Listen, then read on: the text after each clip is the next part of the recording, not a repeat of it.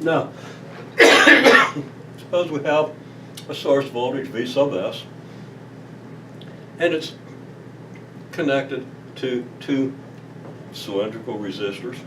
And they don't have to be cylindrical resistors. Once we've calculated the resistance, they behave as they do, no matter how they're constructed. But cylindrical resistors are probably the most common. You just manipulate the length, the diameter, and the material, and make sure that the resistor is large enough to dissipate whatever energy is lost by the current as it goes through the material. And you put the tolerances and so forth on the thing, and you've got a resistor. Okay. Well, you don't need to know that. The way this is connected, everything on this side is again connected by wires to here. So this side of this resistor is connected directly to the positive terminal of the source, and this side of this resistor is connected to the positive terminal of the source. So these are both at the same potential as the positive terminal. And similarly, everything on this side of this is directly connected by zero resistance wires to the source, as is this. Now this is called a parallel combination of the two resistances. We want to ask ourselves how much current is going to flow. And once we figure out how much current is going to flow, which is very easy actually to figure out here, we want to calculate the equivalent resistance. In other words, the voltage source doesn't see two different resistors. It just sees current going out and current coming back. And from that, knowing its own voltage, it figures out what the resistance of whatever is out here might be. So what's the combined resistance of these two resistors? That's what the source experiences. Okay, well, let's do this one part at a time. Let's find the currents. Now we know that current is voltage divided by resistance. If we have the dimensions, the length and cross-sectional area of each cylindrical resistor, and the appropriate proportionality constant, the appropriate resistivity for the material of which the resistor is made, we can calculate its resistance. We can do that for each resistor. We haven't assumed that the resistors have equal length. We haven't assumed anything about their cross-sectional areas. We haven't assumed anything about having equal resistivities, although it might be that they do. We know from those three things that we can calculate this resistance, and we can calculate this resistance from the resistivity, length, and area of this cylinder. The voltage is V sub S, so we know that there's going to be a current through here that's equal to V sub S divided by R1. Okay, through this resistor, voltage is V sub S, as we've seen, so the current is this, and the current through the second is Vs over R sub 2 for the same reason. So the total current is very easy to calculate. We just add this to this. Here it is. So the source sees, quote, something that produces a current Vs times 1 over R1 plus 1 over R2. Now, what resistance does the source conclude this circuit has? Well,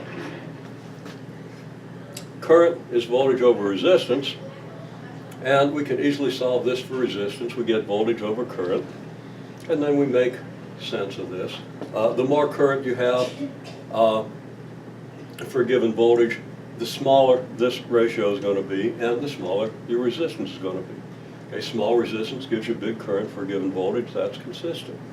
If you need a big voltage to drive a given current, again, that means you got a big resistance, and that's going to make R big. So V in the numerator, I in the denominator makes perfect sense.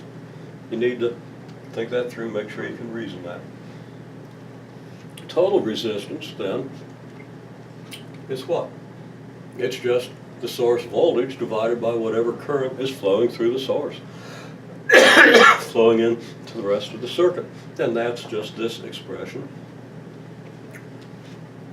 Well, we can rearrange this. First place the Vs divides out, we get 1 over R1 and that.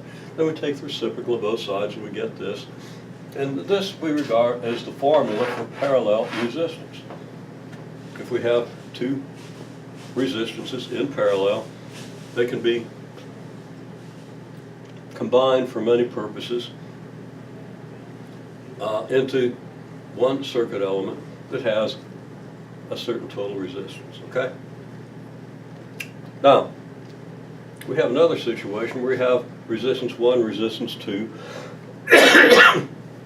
very possibly cylinders of different, or maybe even the same diameters, lengths, resistivities. But we can vary dimensions and materials to get just about any resistances we like here.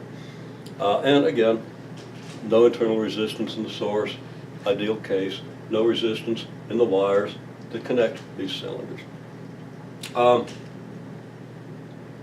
I say the charge can't accumulate in a circuit except on capacitors. Now, we've talked about that before, but it's simply that there's nothing in here that allows charge to accumulate. If charge accumulated at some point within one of these resistors or within one of these wires, you'd have an excess charge there which would repel itself and prevent excess charge from being there. The only way you can store charge is on a capacitor, something that functions in the way a capacitor does, okay? So the current has to be the same through both of these resistors, since any charge that moves here has to move out here, okay? From that, it's a fairly simple step to conclude that the total resistance of the series is R1 plus R2, and I'm going to leave that for you to read and deal with. Just for the sake of time, I would have been glad to go over it, but we needed to sort certain things out. Okay, now, go on to something else. Here, we've got a network of resistors, sources, source here, source here, source here. And what do I make out of this? How do I figure out, if I know all these resistances and the voltages of the sources, how do I figure out how much current is flowing through each part of the circuit? Okay, well, there are two things we want to identify. Okay, first place, electric fields are conservative, and that means the total work done on a charge around any closed loop has to be zero. That means we start any place. Now, I eventually got people to tell me where to start, and they wanted to start here. I said, okay. Now, we want to return to this point. We want to travel along our circuit and return to this point. Now, people told me to go down to here, go left, and then get here and go up along the diagonal and back to here. Well, that formed a loop. Now, that loop was in this direction. We usually make our loops in the clockwise direction. But that's not absolutely necessary. So we indicate a loop here, indicating this small loop.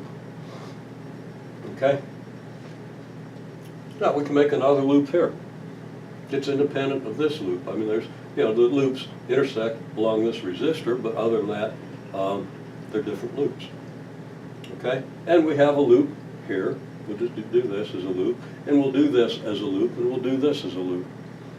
Now, the advantage to making the loops as I did, every loop is as small as it can possibly be. Now, there's no reason I couldn't have made a loop that starts here, goes all the way around the perimeter of this circuit and back to the original point. That would be a perfectly valid loop. But I tell you that you're probably better off making the loops as simple as they are, loops that aren't combinations of other loops. The reason is that none of this works if any of your loops is a combination of some group of the others.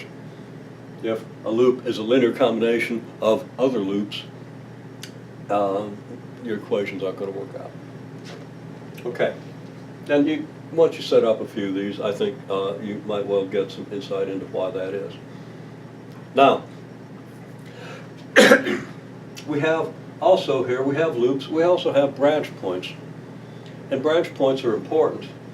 A branch point is where two or more different currents come together. So, for example, here, at this branch point, we have a current coming from here. We have a current from here, or maybe going out to here, and we have a current coming in or going out along this conductor. Those currents will all be different, and since charge can't accumulate, the total current that you have coming in has to equal the total that you have going out. Okay, so if we look at this one, we say, okay, I think this current's going this way, and it doesn't matter if you choose the wrong direction. If you do, you solve the equations, and you'll get a negative, so you'll know to reverse the direction. Here's the current. If there's a current here, let's say I've got this current indicated this way, so this current would be going out this way. So you got this current in, this current out of this branch point. The same sort of thing happens at every other branch point. Now, how many different currents do we have? Well, we have a current here, we have a current here, we have a current here, and they're all different. Okay, we have a current here, and we're going to have generally a current here. It's going to combine with this current and this current to give us a 0 at this branch point. So we have all these currents. So I list all possible currents. Okay, and it turns out I find 11 of them. So I list all the currents, and then I'm able to use the fact that the sum of all the currents into any branch point is 0 to write equations for the way these currents articulate with each other, the way they work. Okay? So,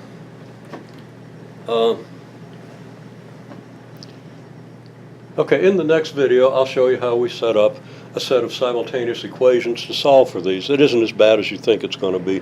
It's a lot of equations, but there are a lot of zeros in the equations, and it turns out that they're pretty easy to solve.